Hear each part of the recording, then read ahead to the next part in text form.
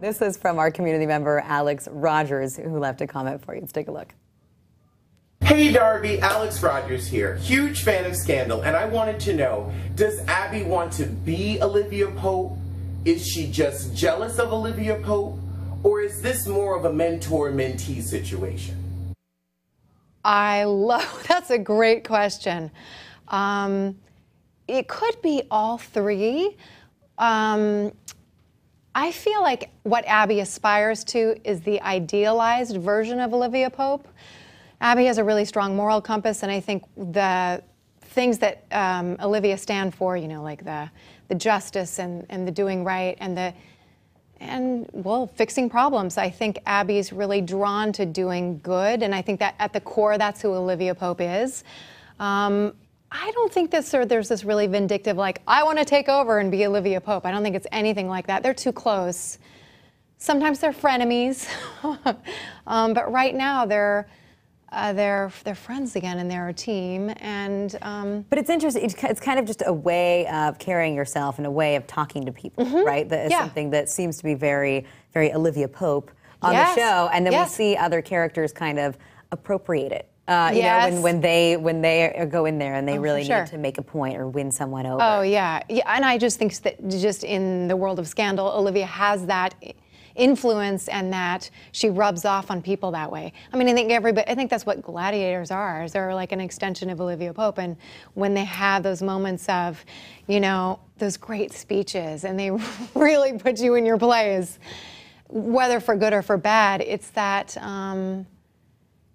It's that sort of Olivia Pope spirit of like, I know who I am, and I'm wearing the white hat. All right, we have to talk about your love interests on the show. First of all, whatever happened to Abby and David Rosen? I feel like I missed the big breakup. It was never really explained, and you guys were so sweet. That's one of the things. He still drunk dials her. Right, I know, poor David. That's actually one of the things I like about Scandal is not every single detail is spelled out, especially some of the bigger ones. It's just mentioned, and I find that to be really smart because the audience is smart.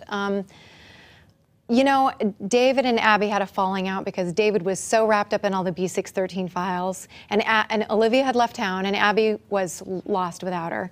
So that's not an issue that I don't see these two characters not being able to rectify. I mean, it's not anything that's insurmountable. Like, they could certainly get over that, but who knows if they will. I mean, Shonda Rhimes and the writers, they continue to shock me at every turn.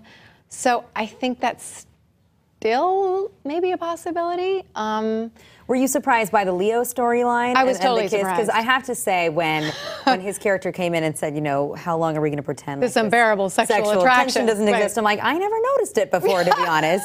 So I was a little taken aback. I felt like they just kind of dreamt that up out of nowhere. Sure.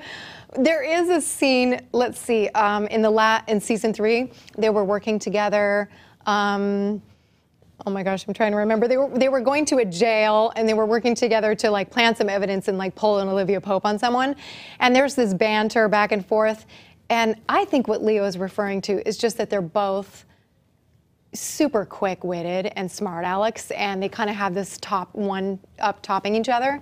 The unbearable sexual tension is totally debatable. Some people are like, oh, I saw that coming a mile away. And other people are like you, like completely surprised. I can't wait to see where it goes. Men always want to sell it that way, right? They're like, unbearable sexual tension. Sure, right. And like Abby says, is there a third option?